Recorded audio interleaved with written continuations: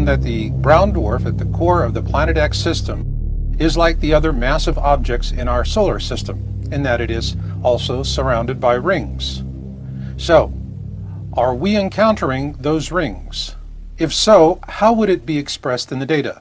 In this program, we're going to take you into the future to show you a cataclysm that means, well, frankly, the end of life as we know it. But it will not be the end of us.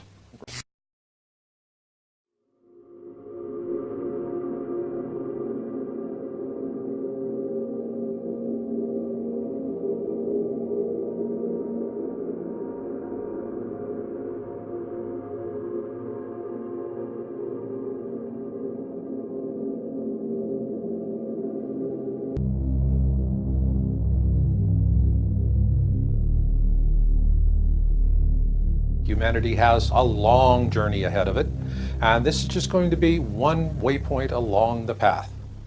But as with all journeys, they do have a beginning, and that beginning for us is that first dawn of awareness about what is to come. And for that, we go to the past. In the first program in the Planet X 101 series, Who, What, When, Where, Why, and How, we explained how the search for Planet X first began in 1781. However, the chronological starting point for our journey today is much closer to our own time. In 1940, a Chilean astronomer by the name of Carlos Muñoz Ferrada first began talking about an object he called Hercules, or what we know today as Planet X, or Nibiru. But he also talked about not one, but two objects. Hercules is the same planet Zecharia Sitchin, author of The 12th Planet, describes as Nibiru, according to his translations of the ancient Sumerian texts. And according to Sitchin, it is 4 times the size of Earth. But of even greater concern to us is the black sun, as Ferrada calls it. A binary twin to our own sun that is 56 times the size of Earth. And it is the core object of a mini-constellation we call the Planet X system, which in turn orbits around our own sun, much like a comet would. Therefore, Ferrada is the pivotal figure in this program because he was the first professional astronomer to talk about the Planet X system, as we call it, back in 1940. The small sun he referred to as the black sun is actually a brown dwarf star known to present-day astronomers as Nemesis. Brown dwarfs are small protostars that lack the mass to sustain hydrogen fusion like Sol. Consequently, they are very dark stars and extremely difficult to find. It is why they're also referred to as failed stars. In fact, the existence of brown dwarf stars wasn't theorized until the 1960s, and back then, they were initially called black dwarfs. Consequently, it wasn't until 1988 before the first brown dwarf was discovered. And as of 2012, over 1,800 of these brown dwarf stars have been discovered. We know them today as brown dwarfs thanks to American astronomer Jill Tarter, who first coined the term in 1975. It's interesting to note that the protagonist, Ellie Arroway, played by Jodie Foster, was based on Tarter's astronomical work. The modern hunt for Planet X began with the deep space probes Pioneer 10 launched in 1972 and Pioneer 11 launched in 1973.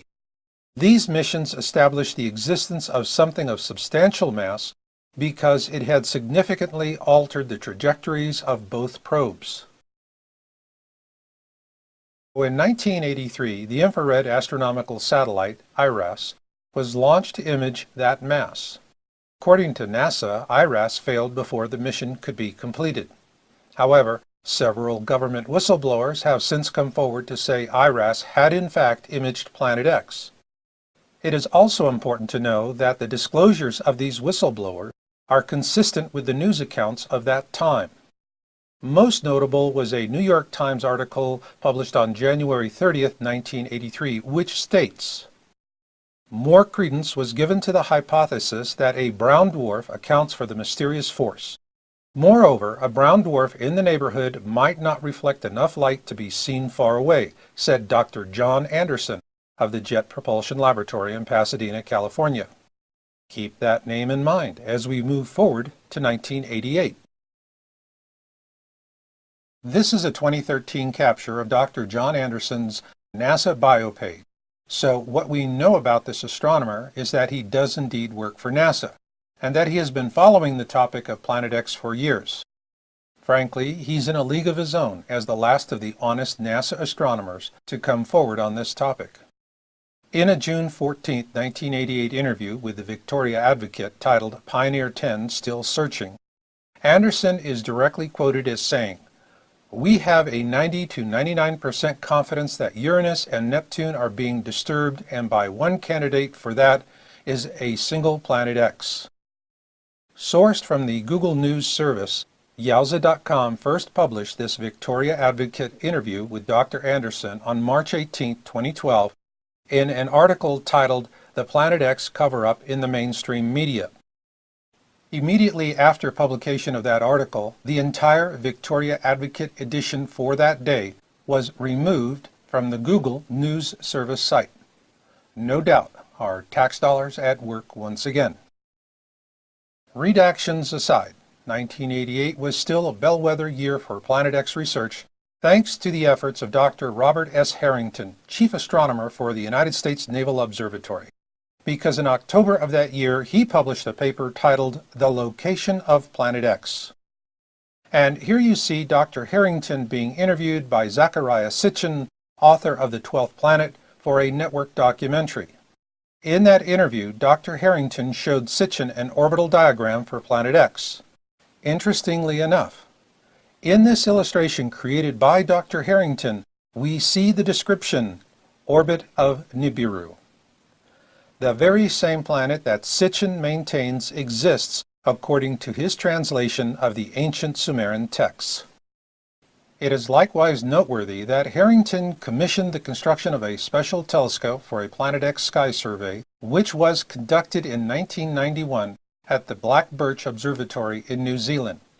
Those observations were based on Harrington's calculations, and the films were delivered directly to NASA and never seen again. And in a manner of speaking, neither was Harrington.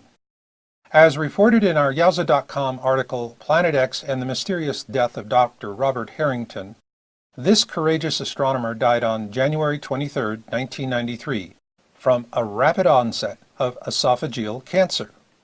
Many believed he was assassinated, as do we.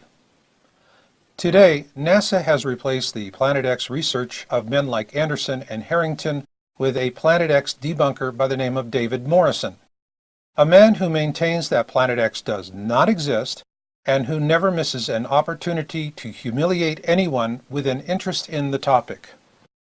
So in response to David Morrison, I offer my first Planet X article published in January 2002 as way of introducing a pithy insight from the man who helped me to write that article. He was Dr. Brian Geoffrey Marsden, and at that time he was a senior astronomer at the Smithsonian Astrophysical Observatory. Regrettably, he passed away in 2010, and to honor his memory, I believe something he once told me is the best way to respond to David Morrison. The failure to observe an object only means that you have failed to observe the object. It should be noted that following the mysterious death of astronomer Robert Harrington in 1993, the Planet X topic went dark in the mainstream media because it had become a death topic. And with that, we now take a big step forward to the year 2006. On April 26, 2006, Yowza.com was the first to break the story on the South Pole Telescope in terms of Planet X. The SPT, as it is commonly referred to as, is a 10-meter diameter telescope located at the Amundsen-Scott South Pole Station in Antarctica. Simply put, it is the ideal infrared telescope for observing anything rising up from the southern skies, like the Planet X system and its brown dwarf. The official reasons given for constructing this telescope in the most inhospitable region of the world sound noble, but in fact do not justify the expense. The Amundsen-Scott South Pole Station is only accessible by way of specially modified C-130 aircraft. Consequently, flying in the telescope and its support building was a Herculean effort. This is why the same exact science could have been done for a fraction of the cost elsewhere in the southern hemisphere. So why not save the money with a better location? Well, as we pointed out in our article, this was the ideal place to observe the southern approach of the Planet X system at that time. Then came the news we hoped for in 2008. A whistleblower posted Planet X images taken with the SPT on YouTube under the name Nibiru Shock 2012. Here you see the images he posted in his video that were captured by the SPT in January 2008. What is clearly obvious here is that we are looking at a mini constellation and not a single object. So let's take an enhanced look at these images. What we see is the strong infrared signature of a brown dwarf star, and between 5 to 7 planets in orbit around it, depending on how you define a planet. In this close-up provided by Nibiru Shock 2012, he also points out that the brown dwarf has a tail. This can be attributed to the fact that Nemesis, the brown dwarf seen here in the center of the image, is surrounded by a massive dust disk. Ergo, if we could actually see this brown dwarf in space, it would likely look something similar to this animation. The problem this presents for us here on Earth is that at some point in the future we will pass through this dust disk, if we're not already doing so. In addition to the January 2008 images provided by Nibiru Shock 2012, a second whistleblower came forward in May of that year with another SPT image.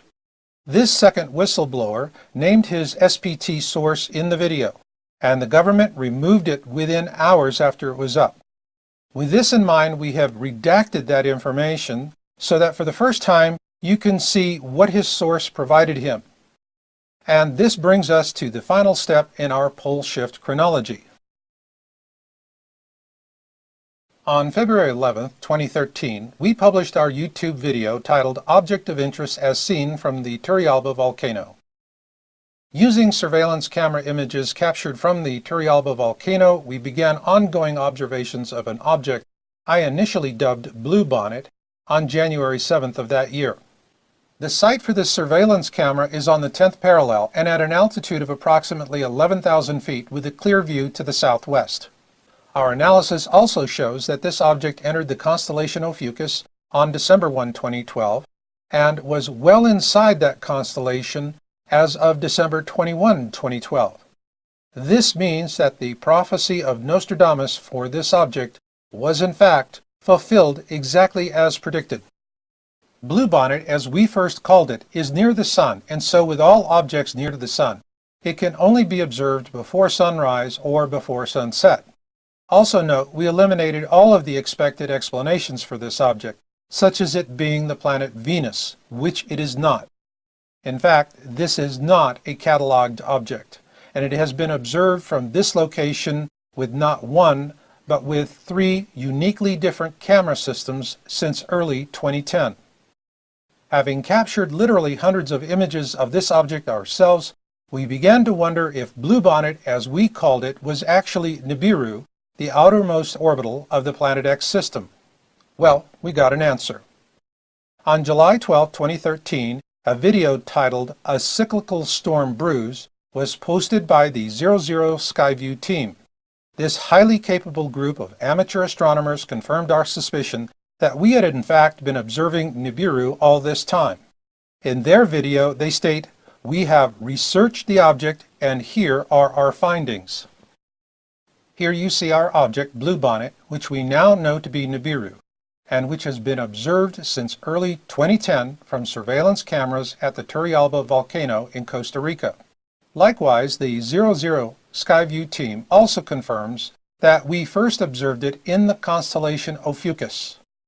According to their findings, Nibiru, or Bluebonnet if you will, is the outermost orbital of the Planet X system. Please keep in mind that the celestial mechanics of what is going to happen in our near future are so complex that it's really impossible to say with any certainty exactly what is going to happen and when.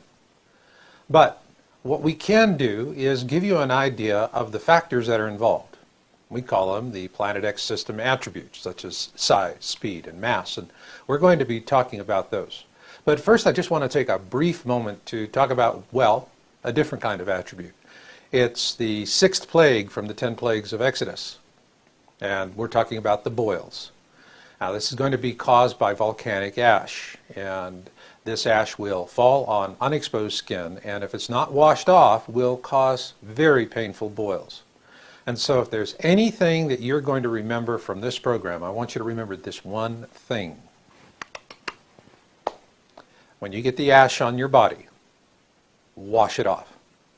If you don't have water, use fresh dirt or clay, but wash it off. And now let's take a look at those attributes.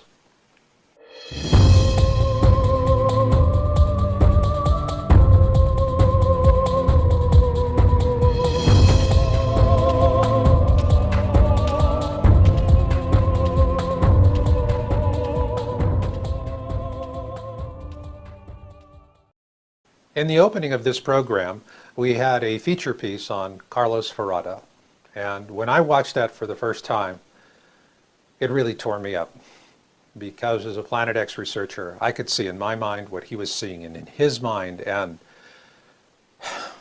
it's hard. It presses down on the soul.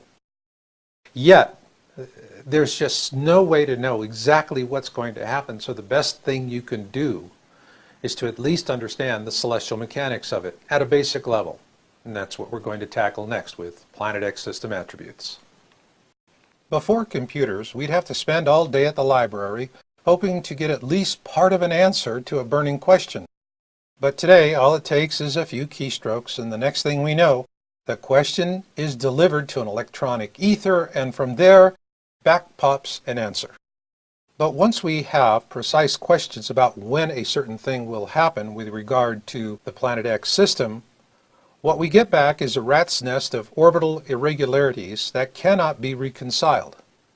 Why is this? In 1962, a Japanese astronomer by the name of Yoshidi Kozai explained why it is so difficult to get a precise answer to a simple question. It is called the Kozai mechanism, and it describes the complexities of how the orbits of objects affect each other in space.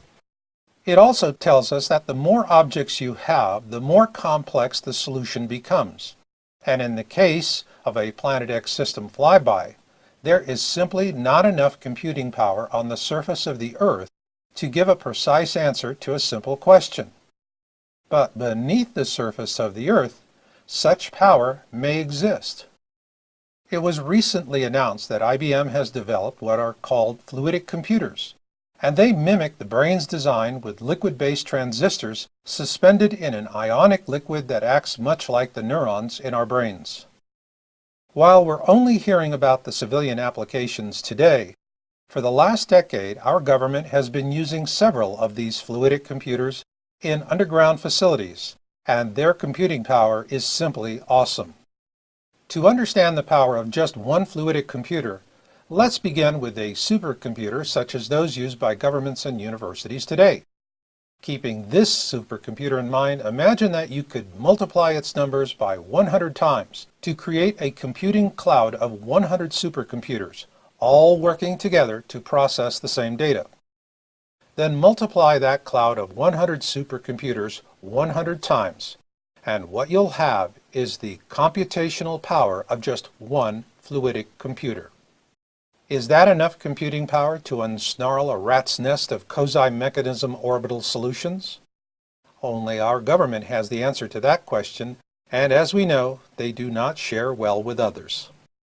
Nonetheless, we humans have amazing computational skills because we have the ability to tap into cosmic consciousness, a powerful source that dwarfs anything possible, even with fluidic computers. Two such men who have tapped into the power of this cosmic consciousness are astronomer Carlos Ferrada and Edgar Cayce, the sleeping prophet. Like Edgar Cayce, Ferrada had a special gift. He could enter into trance when he was researching, and while in this state, he could write and draw the cosmic knowledge he received. It is how he developed his theory of geodynamics, which is based on the attractions of heavenly bodies, large explosions in the sun, and the cycles of geophysical disturbances. It is also why, when I see Farada's deep sadness, that it cuts me like a knife, because I know he has seen with cosmic clarity the coming flyby of Hercules and the Black Star, and it is not a wondrous thing to behold. Rather, it is horrifying. And with that, let's begin a simple overview of what we call the Planet X system attributes, beginning with speed.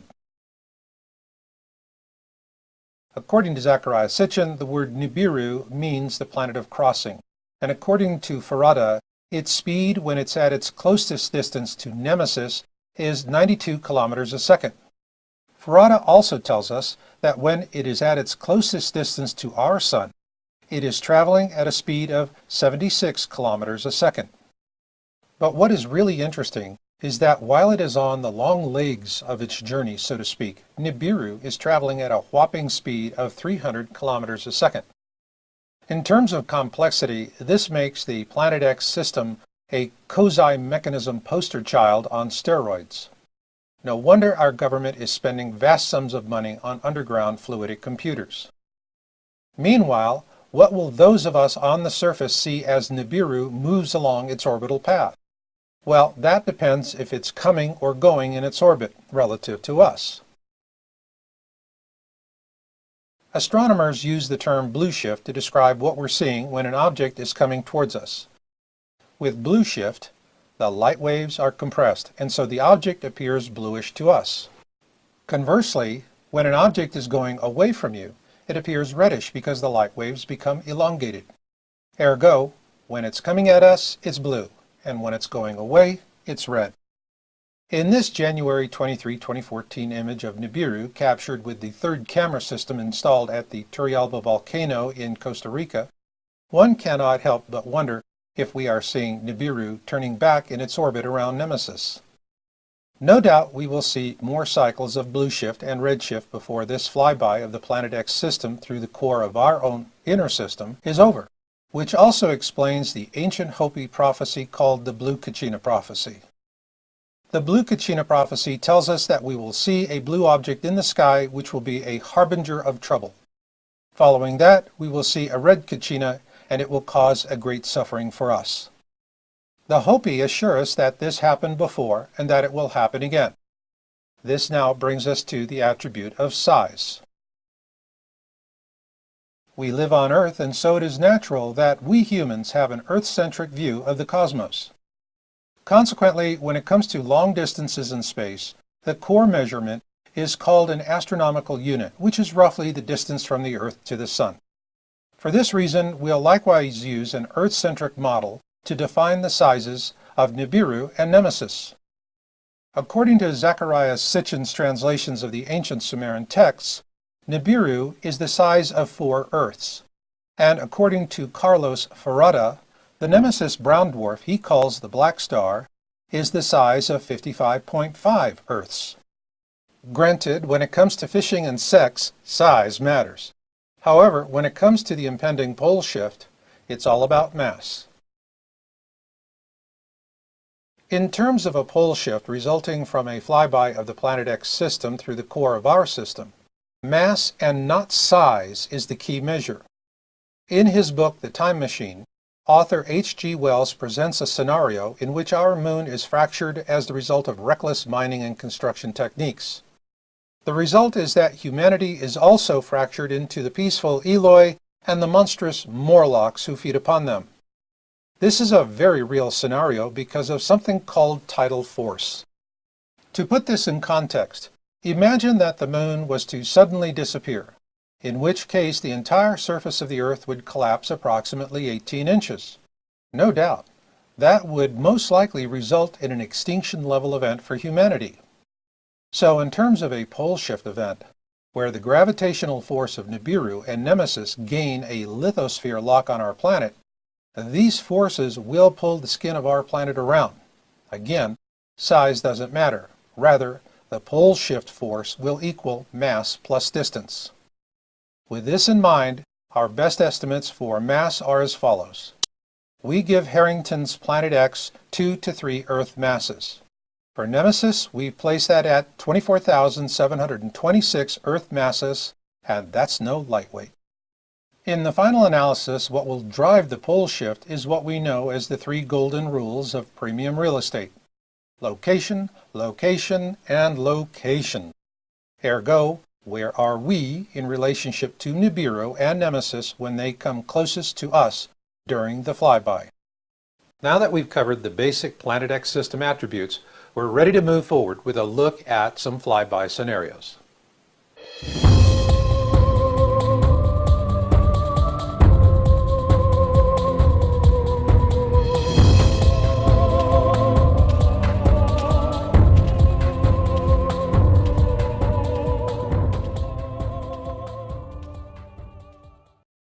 Next up, we're going to present three different Planet X system flyby scenarios. Please note, these are not predictions. Also note that what does apply here are the three golden rules of premium real estate: location, location, location. Where are we in relation to it as it is coming around the sun? Now, to help put that in context, we're going to first explore a concept called catastrophism. In my book, Crossing the Cusp, Surviving the Edgar Cayce Pole Shift, I present an explanation of how life evolved on this planet. It's called catastrophism, and it predates what we currently teach, which is Darwinism. Like creationism, catastrophism tells us that the cycle of evolution goes through long periods of quiescence, punctuated by brief moments of extreme violence which reorder life on the planet. Catastrophism, like Darwinism, is based on data, whereas creationism is based on belief. Therefore, there are no arbitrary time frames. This is because Darwinism and catastrophism are based on a deep time understanding of the evolution of life on our planet. And what we are about to encounter will be one of those brief moments of extreme violence that reorders life on our planet. But in our first scenario, we're just not going to reorder life on a planet, we're going to destroy it. Phaeton is a hypothetical planet. What happened to Phaeton was a catastrophic event that tore the planet apart, sending its fragments flying out into space. These fragments then became the asteroid belt that now exists between the orbits of Mars and Jupiter. So, our first Planet X system flyby scenario will be a Phaeton event. Here we see Earth on the opposite side of the Sun, but poor Phaeton is a bone to be chewed as Nibiru and Nemesis close in on it. This, we postulate, was the destructive force that tore poor Phaeton apart. Visitors who take the Universal Studios tour of the Red Sea scene from the movie, The Ten Commandments, are given a great insight to a real feat of cinema magic. However, when we remove the magic and the allegory from the story and reorder the plagues in scientific order, the first plague of Exodus becomes number 7, thunder and hail. What the reordered story of Exodus tells us is that meteorite showers falling on us from the dust disk surrounding Nemesis is the first plague. This plague will repeat itself as Earth is pelted by this dust disk. We'll see meteorite showers the likes of which we could not imagine. The damage of these meteorites will be substantial and long-lasting because they'll contain something called schrebersite, a deadly combination of iron, nickel, and phosphorus only found in meteoric iron. The iron in the schrebersite is what caused the first plague in the biblical account, namely the turning of the waters to blood. To understand why, simply visit a local brickyard. They'll tell you that in order to make those wonderful red bricks we use to decorate our homes with, they add iron to the mix. This is why the iron in the schrebersite will once again turn our waters to the color of blood, and it will result in a dramatic reduction in potable drinking water for all of us. Meanwhile, the phosphorus in the schrebersite, plus warmer surface temperatures, such as those we're already seeing these days, will trigger huge blooms of blue-green algae. These algae blooms will generate vast amounts of microcystin, which is highly toxic and can kill plants, animals, and humans. And here in our illustration of the Exodus scenario, we find Earth on the opposite side of the Sun, just as it was during the Phaeton event scenario, with one notable exception. This time, there is no Phaeton. So, what we've seen with these first two scenarios is that Earth was fortunate enough to be on the other side of the Sun during this final stage of the Planet X system flyby. So, what happens if we are not so lucky the next time? In a 2008 Project Camelot interview, government whistleblower Bob Dean announced that our worst fears would be realized during this coming flyby. That Earth would be on the wrong side of the sun as the Planet X system began its downward track back into the furthest reaches of our solar system. No doubt astronomer Carlos Ferrada saw this as well when he predicted that during this coming flyby, Nibiru will come within 14 million kilometers of the Earth. Consequently, the pole shift, as envisioned by Carlos Ferrada and predicted by Edgar Cayce, will happen for the very reason given by whistleblower Bob Dean. That Earth is just simply going to be at the wrong place and at the wrong time, and so it will be a real tribulation for humankind. First will come increased seismicity, which is already happening, followed by increased volcanism, which also is already happening. Then there will be the deep impact events that many of our modern astronomers and scientists are warning us about, and then will come the tidal forces of Nibiru and Nemesis as they gain a lithosphere lock on Earth. Then they'll pull the skin of our planet around. So now the big question is, will the pole shift happen in our lifetime? Well, the government knows for certain because they've got the fluidic computers. But, as the old saying goes, they don't share well with others. The best we can do in the meantime is, well, take our best shot. You decide.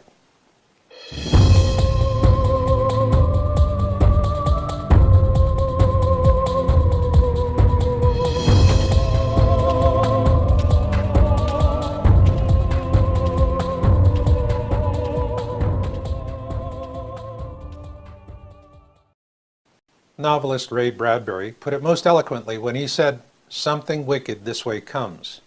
So then the issue is, by what route, or trajectory if you will. We're going to look at that next. But also we're going to look at something I call the backside. Whenever I do a podcast or a video, I always close with, "And this is Marshall, and I'll see you on the backside." So what is the backside? Well, it's when we see blue skies once again. So let's get started. This pole shift trajectory forecast begins with an anonymous hero, a government whistleblower only known to us as Nibiru Shock 2012, who first revealed images acquired from the South Pole Telescope in January 2008 of the Planet X system.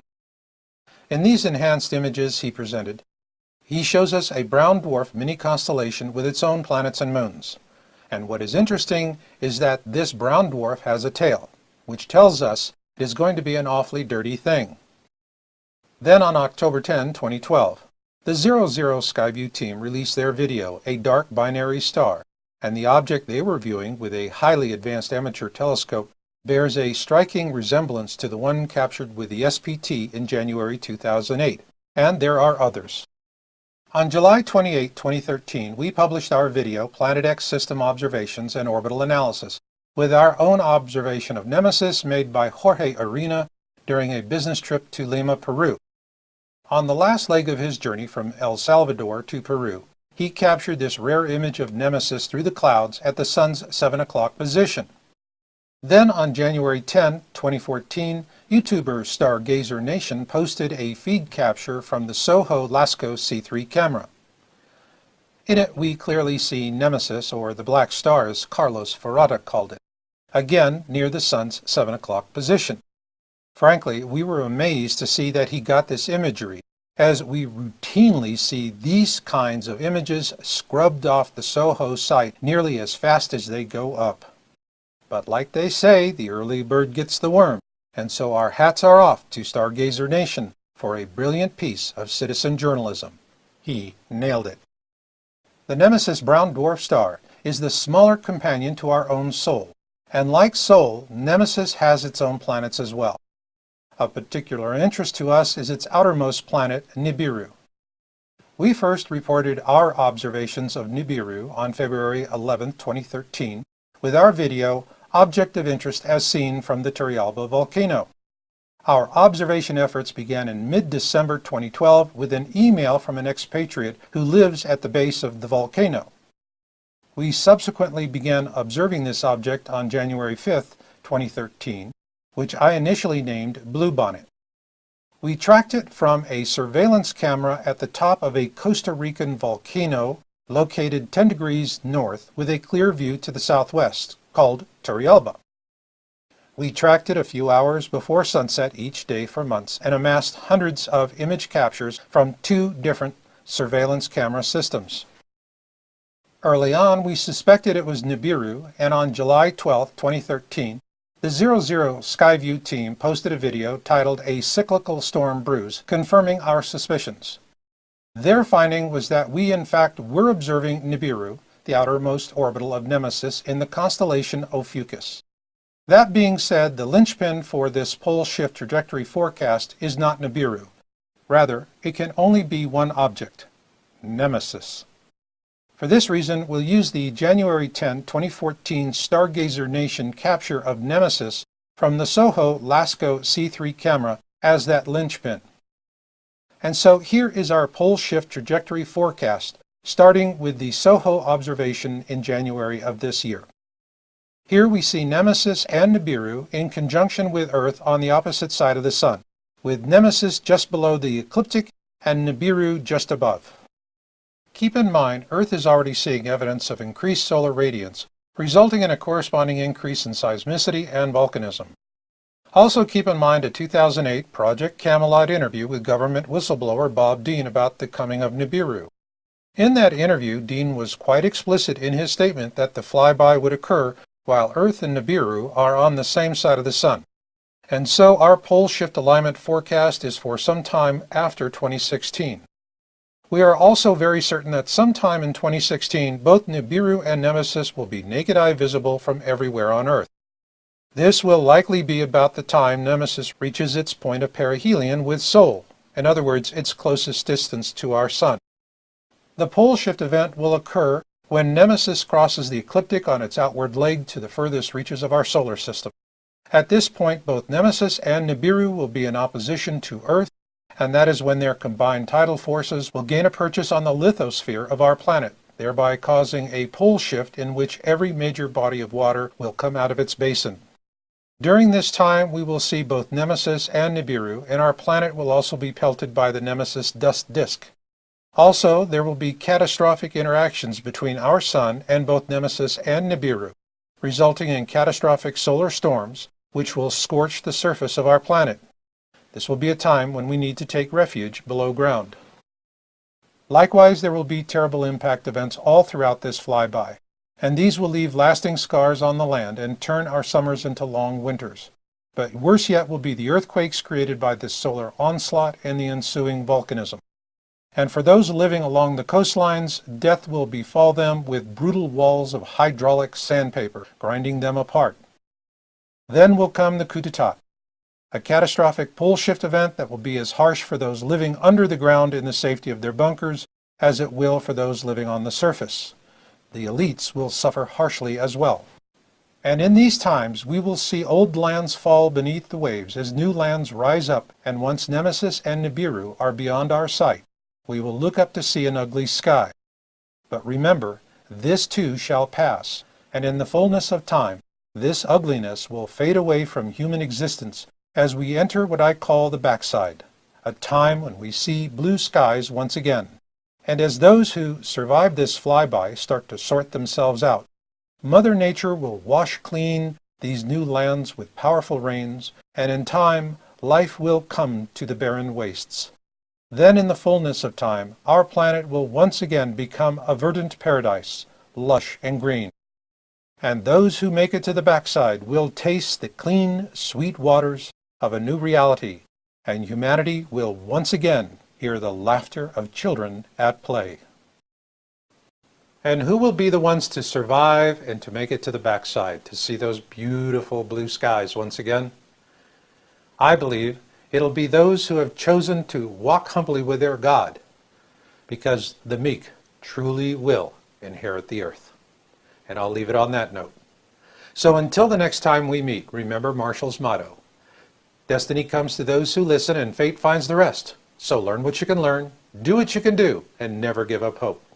This is Marshall, and I'll catch you on the backside. Let's assume that the brown dwarf at the core of the Planet X system is like the other massive objects in our solar system. in that it is also surrounded by rings.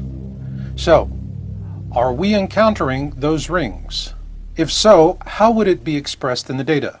In this program, we're going to take you into the future to show you a cataclysm that means, well, frankly, the end of life as we know it. But it will not be the end of us.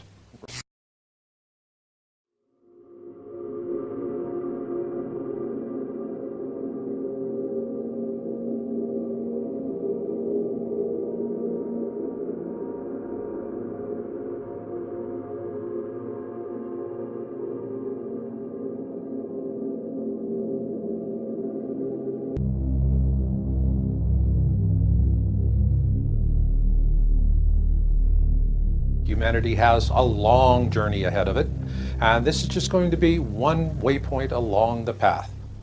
But as with all journeys, they do have a beginning, and that beginning for us is that first dawn of awareness about what is to come. And for that, we go to the past. In the first program in the Planet X 101 series, Who, What, When, Where, Why, and How, we explained how the search for Planet X first began in 1781. However, the chronological starting point for our journey today is much closer to our own time. In 1940, a Chilean astronomer by the name of Carlos Muñoz Ferrada first began talking about an object he called Hercules, or what we know today as Planet X or Nibiru. But he also talked about not one, but two objects. Hercules is the same planet Zecharia Sitchin, author of The 12th Planet, describes as Nibiru, according to his translations of the ancient Sumerian texts. And according to Sitchin, it is 4 times the size of Earth. But of even greater concern to us is the black sun, as Ferrada calls it. A binary twin to our own sun that is 56 times the size of Earth. And it is the core object of a mini-constellation we call the Planet X system, which in turn orbits around our own sun, much like a comet would. Therefore, Ferrada is the pivotal figure in this program because he was the first professional astronomer to talk about the Planet X system, as we call it, back in 1940. The small sun he referred to as the black sun is actually a brown dwarf star known to present-day astronomers as Nemesis. Brown dwarfs are small protostars that lack the mass to sustain hydrogen fusion like Sol. Consequently, they are very dark stars and extremely difficult to find. It is why they're also referred to as failed stars. In fact, the existence of brown dwarf stars wasn't theorized until the 1960s, and back then, they were initially called black dwarfs. Consequently, it wasn't until 1988 before the first brown dwarf was discovered. And as of 2012, over 1,800 of these brown dwarf stars have been discovered. We know them today as brown dwarfs thanks to American astronomer Jill Tarter, who first coined the term in 1975. It's interesting to note that the protagonist, Ellie Arroway, played by Jodie Foster, was based on Tarter's astronomical work. The modern hunt for Planet X began with the deep space probes Pioneer 10 launched in 1972 and Pioneer 11 launched in 1973. These missions established the existence of something of substantial mass because it had significantly altered the trajectories of both probes. In 1983, the infrared astronomical satellite, IRAS, was launched to image that mass. According to NASA, IRAS failed before the mission could be completed. However, several government whistleblowers have since come forward to say IRAS had in fact imaged Planet X. It is also important to know that the disclosures of these whistleblowers are consistent with the news accounts of that time. Most notable was a New York Times article published on January 30, 1983, which states, "More credence was given to the hypothesis that a brown dwarf accounts for the mysterious force. Moreover, a brown dwarf in the neighborhood might not reflect enough light to be seen far away," said Dr. John Anderson of the Jet Propulsion Laboratory in Pasadena, California. Keep that name in mind as we move forward to 1988. This is a 2013 capture of Dr. John Anderson's NASA bio page, So what we know about this astronomer is that he does indeed work for NASA, and that he has been following the topic of Planet X for years. Frankly, he's in a league of his own as the last of the honest NASA astronomers to come forward on this topic. In a June 14, 1988 interview with the Victoria Advocate titled Pioneer 10 Still Searching, Anderson is directly quoted as saying, "We have a 90 to 99% confidence that Uranus and Neptune are being disturbed, and by one candidate for that is a single Planet X." Sourced from the Google News service, Yowza.com first published this Victoria Advocate interview with Dr. Anderson on March 18,